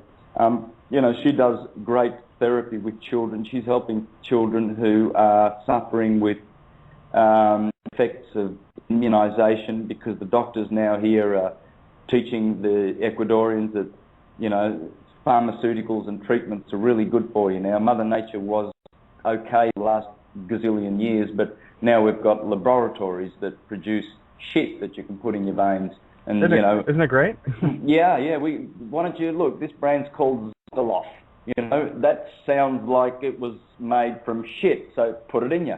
Yeah. And these poor people, they bring their children that all of a sudden they can't sleep anymore. They're shaking, their eyes are rolling in their head. And, Melissa says, well, why is this? What happened? And the mother's like, well, I don't know, but 3 weeks ago I vaccinated her and she wasn't the same since then. Could it be that? And this really frustrates Johnny and his wife, because they keep pouring in here in this clinic, and she's busy. She's busy right now, you know. She does about 10 clients a day, and she's even got another therapist who works to take in the extra people coming in. And she's doing wonders with the therapy she does. She does like biokinesiology and all of that stuff. And, you know, she trains little kids who have speech problems. And she's just an amazing, therapist and doing great work in this city. But the parents are buying into the corporate agendas, you know, to vaccinate their children and poison them. And these poor children have got no defence. They trust their parents. The parents put them in a car and drag them to these opinionated doctors who are, you know, educated and, you know, taught what to do so that big pharma may prosper, and to our detriment. Well, yeah, and there's that beautiful pH again, you know, the row of spirit. Oh, yeah, I've been having some fun with etymology lately as well. So, but again, I mean, spirit's high, guys. We're, you know, you, me, Santo, everybody, we're the ones exposing it, and we're exposing it with the right light now. It's about getting the word out, and here's the magic. Anything that is done can be undone. And that's why it's very critical that we maintain our path, that we do not get distracted, that we carry on. Because I've said it before, and I will say it again, it is my favorite Illuminati quote of all time, because it exposes their absolute terror of us. Here it is. Ready? If but one shall awaken, we are doomed. I'd say our odds are pretty good, wouldn't you? Yeah. Well, that's my run for the roses, baby. I'm looking for that magic key, and I will find it. And if I don't, I'll make damn sure that I'm going to do everything in my power to help others that need information to get it, to find it. Because as soon as that occurs, game over. Yeah. The new age. You said it. The new age upon us. So, and well, I'm hell bent for leather on it. I know you are. I know Zoe is, and I know a lot of others that are as well. And we're not going to let fear porn, we're not going to let any of this other crap get in our way and distract us. I mean, here it is in a nutshell. You know, how brave are these entities? How totally brave are they? They wait until here, nature shows you, right? What do the predators pick off? They pick off the youngest and the weakest, because they'll never take on the lead of the herd head on, because they know they'll get their asses kicked. But they'll weed out the herd of the weak and the young, and look how they've taught us that that's somehow a good thing. And it's supposed to be the other way around. And that's what these guys do. I mean, hey, listen, they had to kidnap me 2 hours before they raided my house, because they knew if I'd been there, they'd have had their asses handed to them in more ways than one, on a universal law level. Yeah. You know, so yeah, for sure. You know, so that's normal. I mean, yeah, sure. We'll kidnap Kate and get her out of the way at gunpoint, and then we'll be all big and brave SWAT team with loaded shotguns, one in the chamber. That's attempted murder, by the way. Cops all carry guns with one in the chamber, full lead rounds, not a NATO round under the Geneva Convention to wound. No, those rounds are designed to kill. Okay, and they're carrying one in the chamber. And the fact that they're carrying one in the chamber, as soon as they touch that weapon, it's attempted murder. Kate, I'll have to go in a minute, but can you share that link with your listeners, the Colorado sheriffs and all of those? There's hundreds of sheriffs in Colorado who are not going to go with these new gun laws, and they're going to sue the governor and the state and what have you. There's lots going on. Colorado, Missouri, it is lighting up. Well, look, they just had some major tornadoes. You saw the hurricane covered most of North America a couple of days back there. So you had to know this shit was coming. This is how terrified they are of us, of awakening. So they're ramping up as much fear as they can possibly get, and this is where we have to stand opposed, guys. Don't buy into it. Don't buy the fear porn. Look at it for what it is. It's theirs. It's their fear. I'm feeding on it. This is beautiful. So bring it on, bitch. I got the flamethrower. And, oh, here, the latest weapon in the arsenal. What is it? The Purple Unicorn Flamethrowing Chainsaw. How does that work for you? Yeah, give it to him. Give it to him. No relents, Kate. Never. Every breath you take, devote it to the light. The other one I wanted to talk about was Bernie Saunders, or is it Bernie Saunders or Bernie Sanders, the senator a couple of days ago, is mustering up some support. He was in Congress and saying that we should make an amendment to the Constitution to dethrone corporations from persons. And he outlined how sick society has become because corporations are persons, and he says they are not persons, they are corporations, and we need to make a change before we are ruined, because that's where the ruin is coming from. Well, and I would be supporting that senator, folks. If you're in the States and you're listening, get on to Bernie Saunders or Sanders.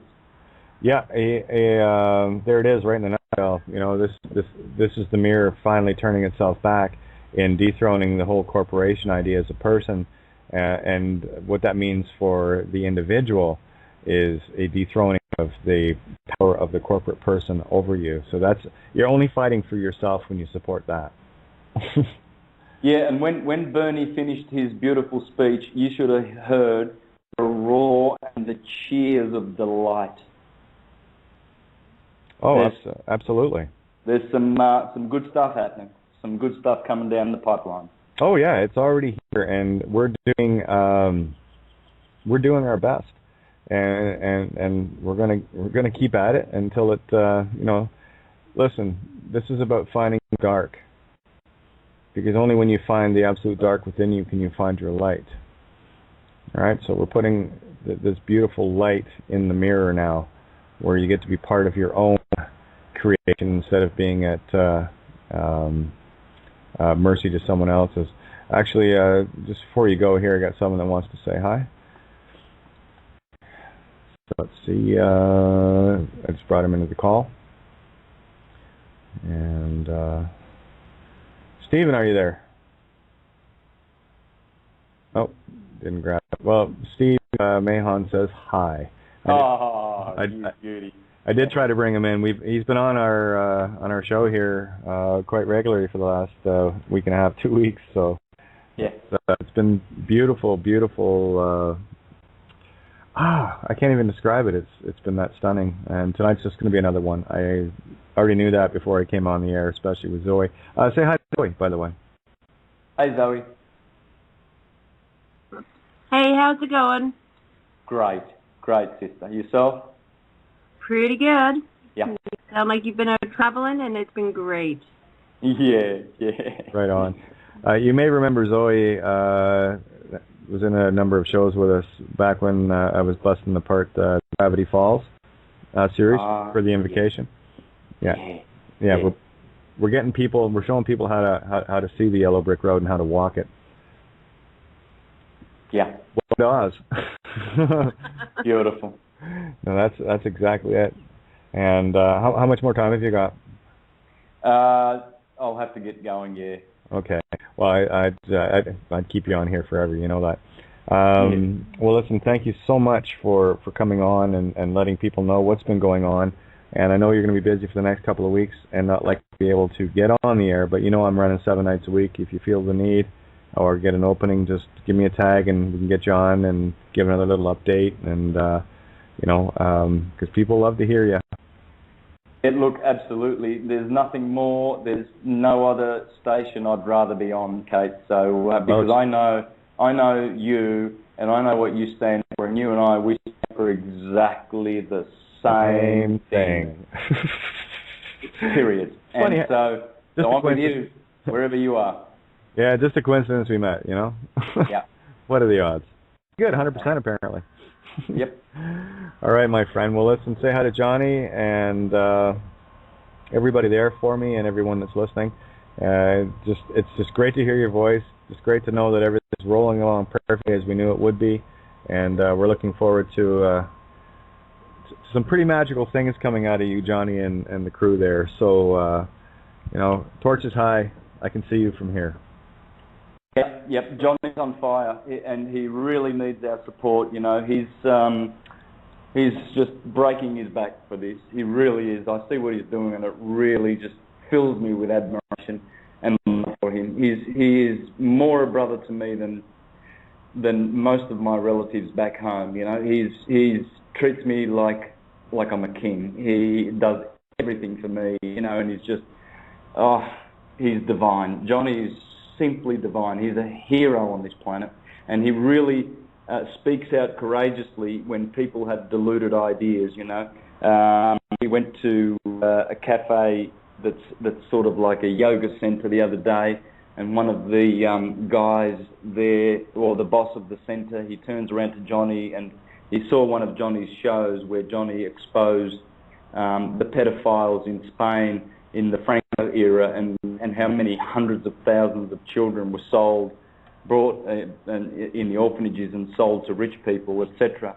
And this guy turns around to Johnny and says, "Oh, I heard that show." He says to Johnny, "Calm down, man. You know, it's all love and light, brother. You know, you don't need to talk about all that scary stuff." And he tried to give Johnny some loving advice, you know. Yeah. And Johnny does not take that. He got pulled up by the cops today, and he was with Danny, the director, and they filmed the cop, and they gave the cop what's for. The cop asked for Johnny's ID. Johnny asked the cop for his. The cop says, "Why are you?" He says, "Well, why are you stopping me? I'm free. I'm a free person. I'm travelling." Johnny gives them hell, man. The cops do not like pulling him up, and he tells people straight. He does not like any running around, beating around the bush, any bullshit. He gives it to people, and he is absolutely devoted to the truth in a big way. So look, we're off to dinner now. It's about nearly 8 o'clock, I think, and much love to you, Kate, and all of your good listeners. I know that... Hold on. Before you go, I have a question. Hello? Yeah. You got me? Oh, yeah. My name is Izzy. I saw a video of you with one man named David Jubb, Dr. David Jubb. Do you know him? Yeah. Yep. Yeah. What do you think about him? I mean, he knows a lot about like the blood and, you know, not eating meat and all that stuff. And I think he's from Australia. Yeah. We hook up when he's down in Australia, and he's a doctor. You know, he's really a learned man. He's Aquarian, so he's humanitarian. He really, truly is humanitarian. Loves people and speaks a lot of truth. Yeah. Sometimes I think David's, caught up with, some of the academic truths a little bit, but nonetheless, he knows how to sort through the bullshit, and he's worthy of a listen. David Jubb is a gem. He's going through a lot with his son too, and all that. So yeah, exactly. Yeah, and I saw that video with you, and I thought maybe you were into all the stuff he's doing. I like to see him on the show, because he knows all about the banking and all that stuff. Well, it won't be on my show, is he? Sorry. No. No. I that's exactly the direction that we're speaking right now is exactly 180 from where we're going. Oh, well, yeah, of course. Yeah. So I just not a chance. Yeah, I see. No, it's going to be any guests on this show are going to be of a very, very particular stripe and of a very particular goal, where I'm only interested in the intent now. And what is the intent? And that's when I feel it's not going to get people out of the illusion and it's going to steer them into it. Definitely. Then I just say, no. Here, bottom line, it's real simple, guys. Stop eating meat. Stop killing yourself. That's it. Done. Any other questions? You need to do some research. You're eating death. Any other questions? Didn't think so. Right? You are what you eat. I'm good with that. That works for me. Hallelujah. Hallelujah, right, Well, anyway, Santo, we got about 17 minutes left here, so I'll let you rock, my friend, and go off and have a wonderful evening with everybody, and my love to all you guys, and thank you so much for the work that you're doing. The gratitude, there are no words, you know that. Yeah, likewise. Good to and all the best to all your listeners, and we will catch up when I get back. Okay, my friend. If not earlier. Okay, well, the door's open here, so just again, you're on anytime you want, And I'll be covering some of the stuff you shared with me today on Friday on syncretism. Beautiful. Okay, my friend? Take care. Bye-bye. All right, love you. Take care. Bye-bye. All right. That's what I was hoping for, boys and girls. I was so hoping that Santo could get on tonight and just give you guys an update. And one of the posts, Vincent, yeah, I know, I'm working on getting Bill Donahue on, and don't worry, he'll be here eventually. That I assure you. I'm a stubborn bitch. But anyway, Zoe, let's. I just want to get back into the groove here. Wasn't it interesting what Santo was saying about the little things he was looking at and seeing things with different allegorical eyes? Yeah, that's it exactly. Is our education system has taught us to see things literally so that when we're looking at the truth, we can't see it. But allegory is the way to go. Yeah, you've been blinded by the light. Yeah. You know, and the biggest problem, and I'm speaking from the Gemini perspective, the biggest problem with me is thinking too much. And thank you, by the way, Vincent. Virgo is I analyze. So Virgoans, start saying, I don't analyze. You'll find much stillness in the mirror. And the clues are all there. To start looking at them from a more allegorical, metaphorical sense. Or grab yourself a nice Taurian to bring you down to earth when you need to. Exactly, and I will be uploading a digital copy of Black's Law, 9th edition, to the webpage that Ninja set up for me. You can get there at kateofgaia.wordpress.com, and it's going to be a very simple site. It's going to be very easy. It already is easy to navigate. It will not be, click here, everywhere, and everything. It's going to be very straightforward, so you can find what you're looking for, and I will have a copy of that up that you can download. And I might end up putting that up on my music page as well. I just set up another music page today to upload some of the newer tunes. I started sharing those links as well, and we're going to coalesce everything into one area so that it's very easy to grab a fishing rod. Again, we're not here to hand everybody answers. We're here to hand everybody the means to find your own. And all people have to do, and they have it in their head, it's so easy, is pick your favorite song. Pick your favorite song, your favorite artist, see what the video symbols are in the video, see what the words they're saying, and decipher it. Well, yeah, and I want to use what you just said as a prime example. You see, Zoe uses music and music videos for tracking, and here's the thing, the same answers are in everything, so it doesn't matter what floats your boat, you're going to find it. For me, it's things like cartoons and movies. Movies are great too. Oh, exactly. Those are the things that I find most of my allegories in. I mentioned one recently, Oblivion. Here, let's look up the word Oblivion. Yeah. Just for shits and giggles. Why? Well, because I can. I have the book out, so let's do that. And I should mention too, anybody that wants to jump in the call, just hit 1 on your keypad on your phone, and if you're on Skype, just open up the keypad by hitting the plus sign and hit 1 there, and I'll know you want in to ask questions. There was someone hanging on for a bit, wanted to jump in right at the beginning of the show, and I was looking for my moment to bring them in, but it just didn't seem to materialize. So my apologies there. We're doing our best. It does get a little bit overloading here. And thanks again, Mystery Shopper, for jumping on the board when we got knocked off. We will roll past the hour. We got 12 minutes here on the air. But we will roll past. If you do want to continue on into the recording section, you can either wait and download it after the fact and listen then, or call in now at area code 661-467-2401. Or, of course, refresh the page to see the Skype button, and just call in that way, and that way you can stay on. We got, like I said, a little less than 12 minutes here. Just want to do a shout-out for criticalmassradio.co.uk. Paul, Lisa, and the crew there, thank you so much for this gift of truth that we're allowed to share just because of you. And I can't be more grateful, and I know the people out there listening are very grateful as well. So kudos to you guys for for seeing what you needed to. So let's have a look at obsession. I got a funny feeling we're going to find objection there. One sec, let me see. Oblivion. Oblivion. Yes, I'm thinking obsession because I talked about that last night.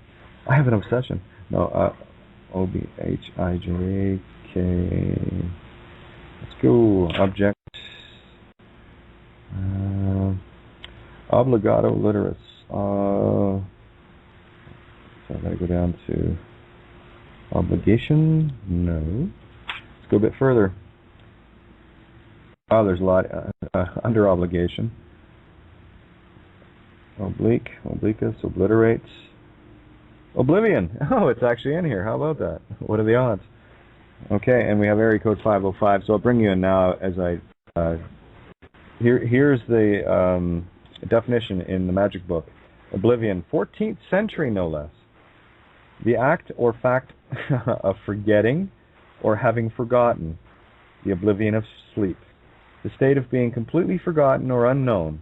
A once famous politician, now in oblivion. 3. An official disregard of an offense, pardon, amnesty, an act of oblivion by Parliament. Isn't that an interesting little word, huh? An act of oblivion by Parliament. Yeah. Time to go into oblivion, boys and girls. Uh-huh. Yeah, so area code 505, questions, comments. You put your hand up, I got you on the board. Area code 505. 47 first numbers. There you are. Hello. Oops. Somebody just hung up. Okay. I might have hit the wrong button there. Went to hit mute and hit uh-oh. Well, if you're going to call in, you got 9 minutes to do so. But, yeah, isn't that interesting? An official disregard of an offense, pardon, amnesty. An act of oblivion by Parliament. Bingo. There you go. Yeah. And that was from what, a movie? Was that a movie? I think that was a Tom Cruise movie. I watched it on a bootleg channel. Yeah. I saw it a little while back, and very few movies actually appealed to me to do that. But that one just kind of reached out and said, "You need to see a bit of me." So I did, and it is a perfect example of what we're in right now in an allegorical sense. We are all clones, basically walking dead until we finally wake up, and that we are all one because the same character at the end of the movie, although cloned, still had the same consciousness. Mm-hmm. Isn't that cool? It's almost like this game has been going on for so many centuries, and we just haven't learned. But this has been going on for a very long time, and we're at the place, I think, technology, where we're finally getting information. The information has always been there, don't get me wrong. Up until recently, I couldn't read it. I was looking for answers.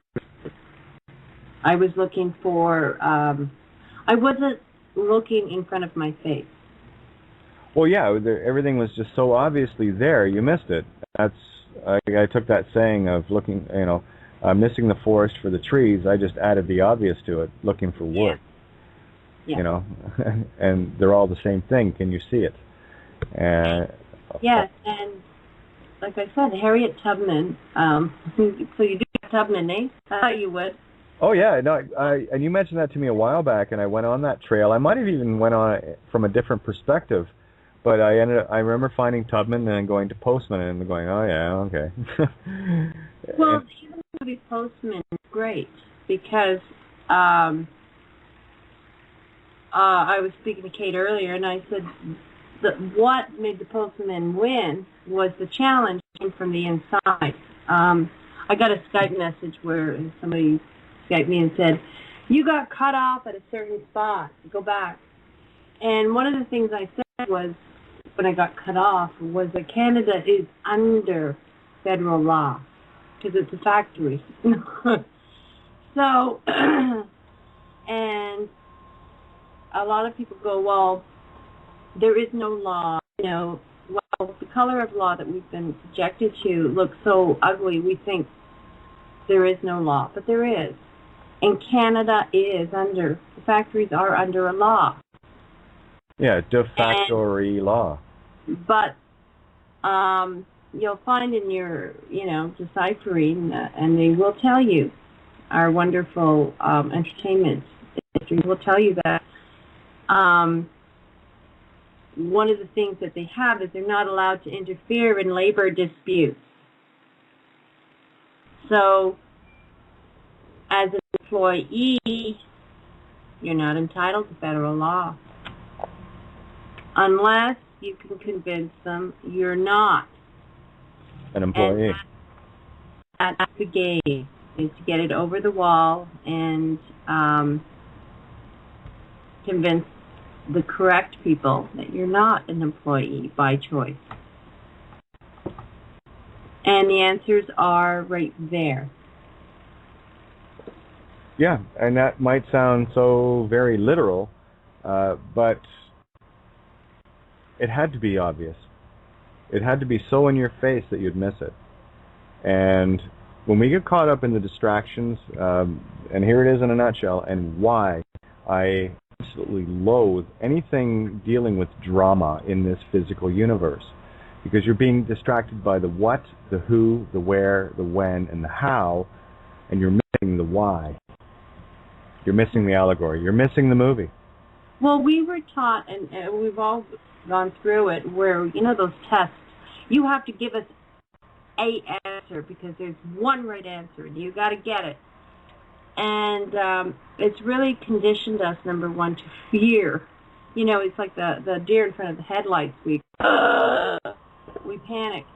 And the truth is that once you watch it unfold, you don't have to follow a template. You can just say, this is what I see, this is what I believe, this is me, this is this is that. And it's all original because you get to see it yourself. And you don't get that deer in the headlights. You get that, hold on, I got questions for you now. Yeah, and while that might sound inconceivably difficult, no, it's just trusting in your intuition. It's trusting in your aha moments, things that, click with you, things that register with you. Yeah, and for some of us that are up there in years, I can throw out a few things, and that is, I find Bob Dylan, as much as he's considered a guru, his songs are very telling. And REM, you would think just the name would have told us something, but they also, too, put out some very good videos with symbolisms that if you watch it, they're telling you a story, or their songs are. And Kate Bush is another one. But you'll find that these people, if you get beyond the words that they're, the artistry, oh, isn't that a pretty poem? I don't really know what it means, but it sounds pretty. To actually seeing it with different styles in the dictionary and to really see what it is they're telling you, it's very different. It's very enlightening, to say the least. And it's reaffirming because I get a lot of pleasure and security, actually, when I feel like, everything's against me. This is a crappy, factory and I want out, to listen to them over and over again because they reaffirm love coming in from outside. So just to throw a few names of my personal favorites, but if you have a personal favorite, then to run with yours.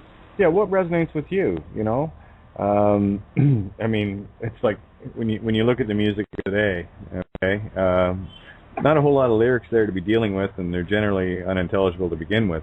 But there are some amazing artists out there, the ones that are actually defying their, quote, masters, unquote, and end up doing 3 months in jail as a punishment for opening their mouths against their supposed masters that they're breaking away from. The thing is, everything is there. And the beautiful part, too, Kate, is that it's free.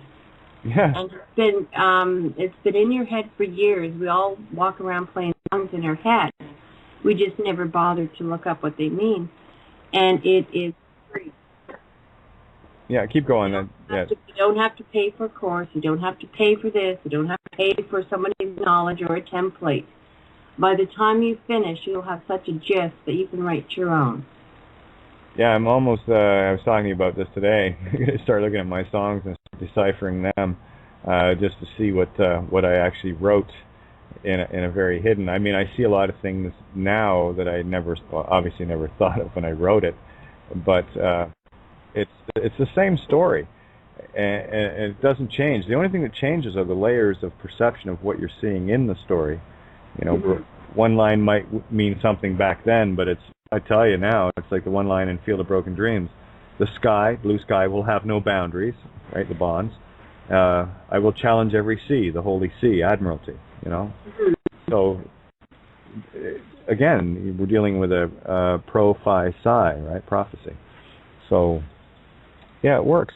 And as soon as people can realize that this place isn't normal at all, and that everything you think is real is actually the weird part, you'll start to see things in the magical mystery tour that we're on with those eyes. And we're 10 seconds before we go into the recording here, guys. So just to let you know.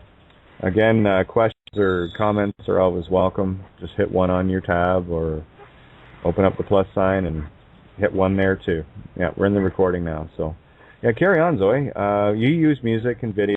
I primarily like to hang around movies. Cartoons are my favorite. The entertainment area is really in my opinion, the song and dance people from the Underground Railroad, from the Harriet Tubman days, I believe are still there, and but it's coming through the entertainment industry. It's not me, eh? We've a caller in here, area code 719. Your mic is open. Yes, good evening, Kate and Zoe and Steve and Cherie or Sherry. Sherry's not in. Oh, my. Don't mind that. Yeah, I want. We're going nuts again. Thank you, Kate. This is another really incredibly slow mem evening. And, you know, when I spoke to you, I think yesterday or the day before, when you started out your conversation in the evening, you were talking about being in the not know. And I'd mentioned to you that it was a conversation that I'd had in my mom. Now today, you started out with the astrology, and I'm not an astrology person. I don't go and check my horoscope and stuff like that. And today, through a different website, on a completely different, conversation, it led to that, and I just happened to go and check it, and here you are starting this today. And then when I turned on my phone this afternoon, it was 333, and then as I had you on, the car in front of me came up 444, and then I'm listening to you, and you're talking about the Gemini and how the Gemini is a person that's in communication, has this connection, and, make good telephone operators, and I'm going, you're talking about me, but that's not my horoscope, sign.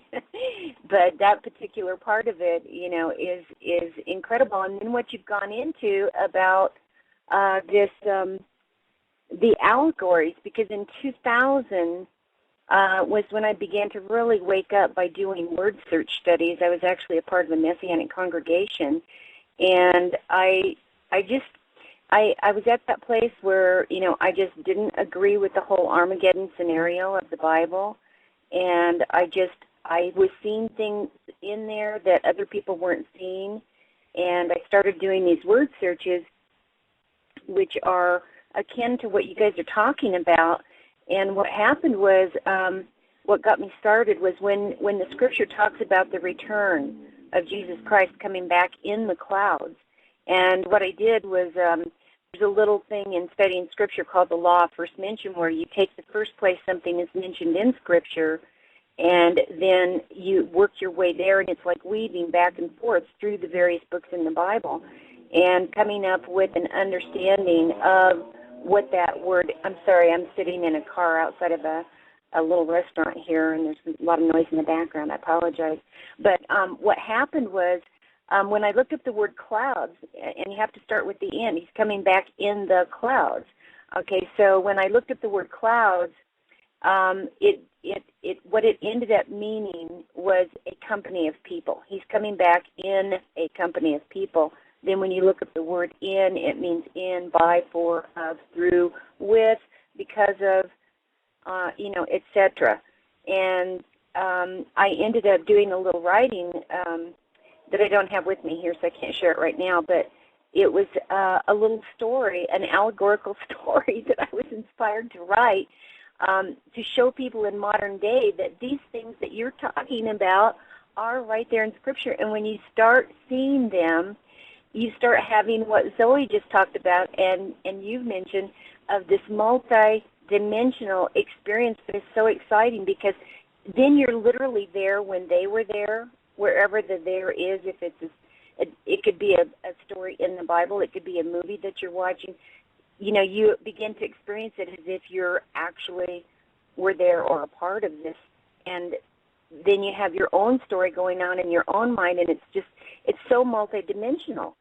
And it comes back again to when I first spoke to you, and, I said to you that, when I listen to you, I'm having this experience of you being several different, people in my life experiences are coming through things that you say. And so I just want to encourage you that you're extremely right, impeccably on key. And bless you.